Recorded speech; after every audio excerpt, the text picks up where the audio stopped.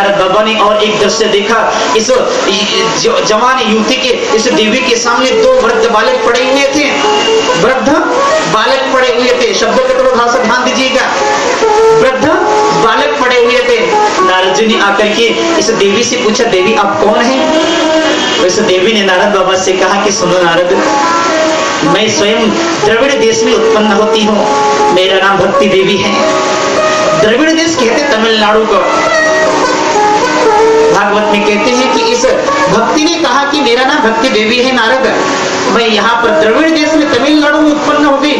भक्ति तमिलनाडु में भक्ति ज्यादा है हमसे, उत्तर भारत से ज्यादा भक्ति दक्षिण भारत में है, मगर वहाँ की जो भक्ति है ना वो कर्मकांड की भक्ति है। भगवान को उठाना है तो मंत्र है, भगवान को सुलाना है तो मंत्र है, भगवान को कुछ नैवेद्य लगाना है तो मंत्र है, भगवान को सब कुछ करना है तो मंत्र। प्रातः काल 3 बजे भगवान को उठा करके बैठा देते हैं और रात्रि के 11 बजे तक भगवान को खड़े कर देते हैं। भक्ति थक जाती है, इसलिए भक्ति उस प्रांत को, द्रविड़ देश को, तमिलनाडु को त्याग करके कर्नाटक नाम के प्रांत में आ जाती है। और कर्नाटक नाम के प्रांत में जब भक्ति आती है तो भक्ति को 2 पुत्र हैं, एक बेटे का नाम है ज्ञान और दूसरे बेटे का नाम है वैराग्य। ये भक्ति अपने ज्ञान और वैराग्य को लेकर के तमिलनाडु से चल पड़ती है। भक्ति और ज्ञान और वैराग्य जब कर्नाटक में आते हैं, तमिलनाडु में ज्ञान और वैराग्य जवान थे और माँ भक्ति वृद्ध थी। कर्नाटक में आने के बाद में भी ज्ञान और वैराग्य जो जवान बने रहे। ये भक्ति देवी जो माँ है इनकी वृद्ध बनी रही। गुजरात में आने के बाद में भक्ति तो जीर्ण शीर्ण पाखंड को धारण कर लिया भक्ति ने। और भक्ति अपने ज्ञान और वैराग्य को बेटा को लेकर के सीधा वृंदावन में जो आ गई। वृंदावन में आते ही अघटित घटना घट गई। और अघटित घटना क्या घट गई पता है? ये भक्ति जो वृद्ध थी ना ये तो हो गई जवान, और इसके जो बेटा थे ना ज्ञान और वैराग्य ये हो गए वृद्ध। माँ का हृदय गदगद हो गया। माँ ने कहा कि ये कैसा दृश्य है? अरे मेरे सामने मेरे बालक युवा जो थे बड़े प्रसन्नता थी मुझे, मगर इस वृंदावन में आते ही, यमुना के किनारे पे आते ही मुझे तो ये बालकों का दुख देखा नहीं जा रहा है। नारद जी आप कृपा करके इन बालकों को जवान बनाइए ना। मैं सब जगह जवान थी, मगर वृंदावन में मैंने जब प्रवेश किया मेरा ज्ञान और वैराग्य, ये 2 बेटा मेरे वृद्ध हो गए। नारद जी ने कहा भक्ति देवी, वृंदावन की भक्ति को ज्ञान और वैराग्य की जरूरत नहीं होती है। वृंदावन की भक्ति तो कैसे ही मालूम है? हरे नाम ही केवलम कलेव नास्तेव नास्तेव नास्तेव गतिरन्यथा। भागवत में कहा गया है कि कलयुग में भक्ति के लिए क्या गया? हरे नाम ही केवलम कलव नास्तेव नास्तेव नास्तेव गतिरन्यथा। 3 बार कहा नास्तेव नास्तेव नास्तेव गतिरन्यथा, यानी कि भक्ति करने के लिए और कोई साधन नहीं है। क्या साधन है कलयुग में? मात्र हरि का नाम साधन है। इसलिए भक्ति कहती है कि नारद बाबा आप कृपा करके मेरे ज्ञान और वैराग्य को जवान बना दीजिए ना। मेरी शास्त्रोक्त बात, विधि की बात तो यह है कि माँ वृद्ध हो और बच्चे जवान हो, ये तो उचित है, मगर वृद्ध बच्चे हो और माँ युवा हो अशोभनीय घटना है। नारद जी से कहा इस भक्ति ने, नारद बाबा आपका तो स्वभाव है जीव के ऊपर कृपा करने का, आप कृपा करके इन मेरे बालकों को किसी तरह से युवा बना दीजिए ना। नारद जी का स्वभाव है दूसरों के ऊपर कृपा कर देना। नारद जी का स्वभाव है संत है ना, और नारद जी के संत हृदय में दया आ गई। संत हृदय नवनीत समाना, बाबा गोस्वामी जी ने रामायण में लिख दिया, संत का जो हृदय होता है ना वो नवनीत के समान होता है। नारद जी जाते हुए थे कहीं और, मगर भक्ति का दुख जब देखा तो नारद जी वहीं रुक गए। और रुक करके नारद जी ने ज्ञान और वैराग्य को युवा बनाने के लिए गीता का पाठ शुरू कर दिया, वेद सुनाना प्रारंभ कर दिया, 6 शास्त्र सुनाना प्रारंभ कर दिया। 700 श्लोक पूरे हो जाते, ज्ञान और वैराग्य वृद्ध हो जाते। वेद का पाठ जब तक चलता तब तक ज्ञान और वैराग्य उठ करके खड़े हो जाते, और वेद का पाठ जैसे ही बंद हो जाता वैसे ज्ञान और वैराग्य वृद्ध हो जाते। भक्ति ने कहा नारद इनको कब तक तुम पाठ सुनाते रहोगे? इनको हर समय के लिए आप युवा बनाओ ना। नारद जी ने कहा कि अब मेरे बस का राग पानी नहीं है, इसलिए चलो मैं संत महात्माओं के पास चलता हूँ।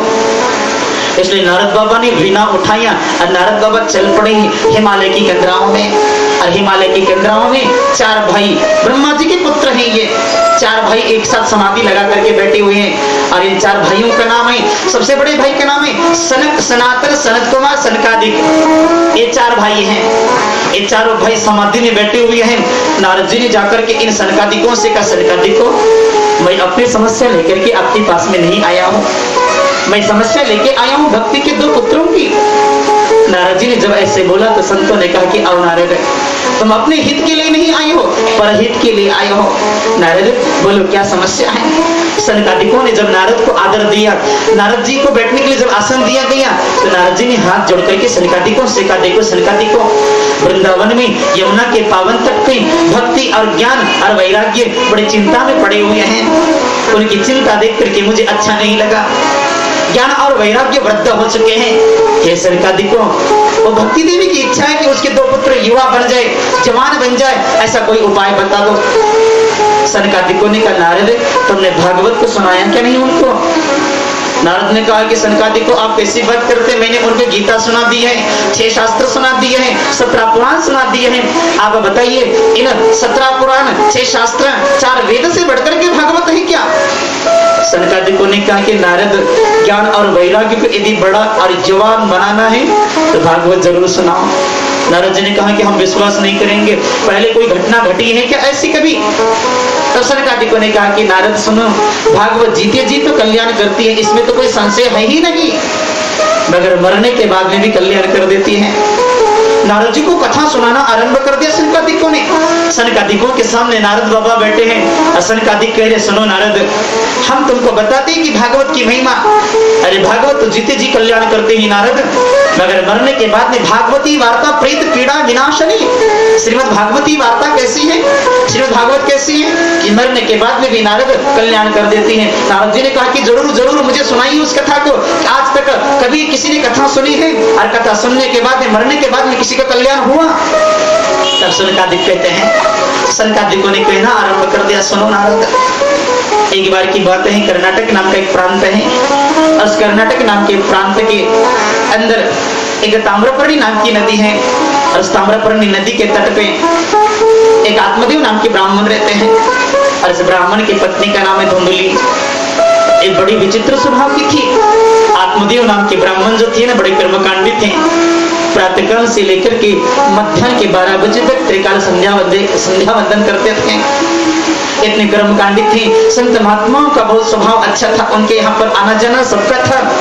मगर कोई कहे गाय बहुत अच्छी है मगर दूध नहीं देती, बेकार है।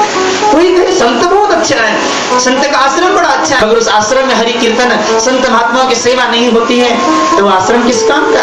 कोई कहे गृहस्थ बहुत अच्छा है मगर उस गृहस्थ में कोई संतान नहीं है, तो वो गृहस्थ किस काम का? कोई कहे बगीचा बड़ा सुंदर है मगर उसके अंदर फल और पुष्प नहीं है, तो बगीचा किस काम का? उसी तरह से धुंधकारी और ये धुंधली और आत्मदेव बड़े अच्छे हैं, मगर अच्छे होने के बाद में इनके घर में कोई संतान नहीं था। एक बार इस आत्मदेव नाम के ब्राह्मण ने मन में विचार किया, मेरे घर में कोई बालक नहीं है और बालक न होने की वजह से मेरा निरर्थक है धन सारा। मैं क्या करूंगा इतने धन को लेके, क्या करूंगा मैं इतने धन दौलत को लेकर के, जब मुझे कोई खाने पीने वाला ही नहीं, मेरी कोई सेवा करने वाला ही नहीं रहेगा, तो ऐसे जिंदगी को लेकर के मैं क्या करूंगा? इसलिए आत्मदेव नाम के ब्राह्मण आज अपने घर को छोड़कर के चल पड़े हैं जंगल की ओर। और जंगल की ओर जाकर के उन्होंने विचार किया कि आज हम आत्महत्या करेंगे। आत्मदेव नाम के ब्राह्मण चल पड़े हैं। त्रिकालज्ञ ब्राह्मण है, संध्या वंदन करते हैं, और त्रिकालज्ञ ब्राह्मण संतान न होने की वजह से जंगल में आत्महत्या करने के लिए जा रहे थे। रास्ते में एक संत का मिलन हो गया और संतों से मिल करके इस आत्मदेव ने प्रणाम कर दिया। देखिए संत को प्रणाम करने से क्या होता है। असंत को प्रणाम किया आत्मदेव नाम के इस ब्राह्मण ने। असंत को प्रणाम जब किया आत्मदेव ने, इस संत भगवान ने पूछा, बोलो ब्राह्मण देवता क्या चाहिए, क्यों प्रणाम किया? आत्मदेव ने कहा, हे महात्मन, आप कृपा करके मुझे बालक दो, संतान दो। महात्मा जी ने नेत्र बंद करके कहा कि सुनो, नैवच सप्त जन्मनि पुत्रः, तुम्हें 7 जन्म तक बालक नहीं होगा, तुम 7 जन्म तक निसंतान बने रहोगे। आत्मदेव ने कहा कि मैं ज्योतिषी हूँ, मुझे भी मालूम है कि मेरे भाग्य में 7 जन्म बालक नहीं होगा, इसलिए तुम्हें मरने जा रहा हूँ। मगर हे महात्मा जी, भगवान ने महात्माओं को VIP कोटा दे रखा है अलग से, जो तुम्हारे भाग्य में नहीं है, तुम्हारे प्रारब्ध और कर्म में नहीं है। संतों के शरण में जाइएगा आप, संत आपके भाग्य में लाकर के खड़ा कर देंगे। और आज ऐसा ही हुआ। आत्मदेव नाम के ब्राह्मण कहते हैं कि सुनो महात्मन, मैं जानता हूँ, मैं ज्योतिषी हूँ, कर्मकांडी हूँ, मुझे मालूम है कि मेरे भाग्य में 7 जन्म तक बालक नहीं है, मगर मुझे ये भी मालूम है कि संत यदि कृपा कर दे तो 7 जन्मनी घोर, जो मेरे को 7 जन्म का जो पाप लगा है मुझे संतान होने का, आप चाहो तो एक झटके में दूर कर सकते हैं। इतने बड़े ज्योतिषी का विश्वास देखिएगा कहां पर है, इतने बड़े कर्मकांडी महात्मा, इतने बड़े आत्मदेव का विश्वास संत के चरणों में है। आत्मदेव कहते हैं संत महात्मा जी, आप यदि चाहोगे तो मेरे भाग्य में संतान आ सकती है। आत्मदेव चरणों में गिर गया, हे महात्मा आप कृपा करके किसी तरह से मुझे बालक दो। महात्मा जी ने कहा सुनो आत्मदेव, हम बालक तो जरूर देंगे तुम्हें, मगर बालक सुख देगा या दुख देगा ये हम नहीं कहेंगे। आत्मदेव ने कहा फिर बालक दीजिएगा, सुख होगा या दुख होगा ये हम नहीं कहेंगे, मेरे में बालक न होना थोड़ा सा दुख है, बालक न होना थोड़ा सा दुख है, बालक होना जिंदगी भर का दुख है। बोलो राधे राधे। पेट में आते ही हरि बोल चेकअप शुरू, पेट में आने से पहले ही चेकअप चालू हो जाता है। थोड़ा सा बड़ा हो जाता है तो उसको खिलाने पिलाने का रोता है भूख के लिए, माँ सोचती है इसको अजर नहीं हुआ इसलिए पिलाती नहीं दूध, रोता है मच्छर काटने की वजह से, माँ को लगता है कि इसने दूध नहीं पिलाया इसलिए जबरदस्ती दूध और पिला देती है। इसलिए बच्चा है तो उसकी चिंता, पढ़ने स्कूल जाता है तो चिंता, फिर विवाह की चिंता, फिर रजिस्टर नहीं होता तो चिंता। बच्चा न होना थोड़ी सी चिंता है और बच्चा हो जाए तो जिंदगी भर की चिंता है। आज यहाँ पर कहते हैं कि आत्मदेव नाम के ब्राह्मण को महात्मा जी ने कहा सुनो आत्मदेव, बालक सुख देगा या दुख देगा हम नहीं कहेंगे। आत्मदेव ने कहा कि आप कृपा करके बालक दे दीजिएगा। इस महात्मा जी ने कृपा करके एक फल निकाला और फल निकाल करके आत्मदेव के हाथ में दिया। मेरे लिए हमारे सनातन धर्म के संतों में कितनी शक्ति है, थोड़ा सा अनुभव करके आप देखिएगा। कहा तो हमारे सनातन धर्म में आप चाहे रामायण उठा करके देखेंगे ना तो आपको मालूम पड़ेगा, रामायण में भी दशरथ नाम की राजा ने किसी डॉक्टर का वैद्य का सहारा नहीं लिया। दशरथ जी को जब बालक नहीं हुआ तो दशरथ जी कहाँ गए, वशिष्ठ नाम के महात्मा के पास में गए थे। नंद बाबा को बालक नहीं हुआ था तो नंद बाबा भी कहाँ गए थे, संतों के पास में गए थे। वसुदेव देवकी को बालक नहीं हुआ तो संतों के शरण में गए हुए थे। दशरथ जी वशिष्ठ के पास में गए थे, नंद बाबा सांडिल्य ऋषि के पास में गए थे। मेरे संतान न होने के लिए आपको संत महात्माओं के पास में जाना चाहिए। एक डॉक्टर के हिसाब से संतान हो सकती है, नहीं ऐसी बात नहीं, क्योंकि विज्ञान को झूठा नहीं किया जा सकता, मगर संत कृपा कर दे तो संतान अच्छी और उत्तम पैदा हो जाएगी। इसलिए इस आत्मदेव नाम के ब्राह्मण को इस महात्मा जी ने एक फल दिया और फल देकर के आत्मदेव से कहा आत्मदेव इस फल को तुम विधिवत पत्नी को खिला देना, विधिवत पत्नी को खिला देना। शब्द की तरफ थोड़ा सा ध्यान दीजिएगा। महात्मा जी ने कहा कि विधिवत पत्नी को खिला देना एक फल। आत्मदेव नाम के ब्राह्मण बड़े प्रसन्न हो गए और प्रसन्न होकर के इस फल को लेकर के दौड़ करके घर आ गए और घर आकर के आत्मदेव ने अपनी पत्नी धुंधली को ये फल दे दिया।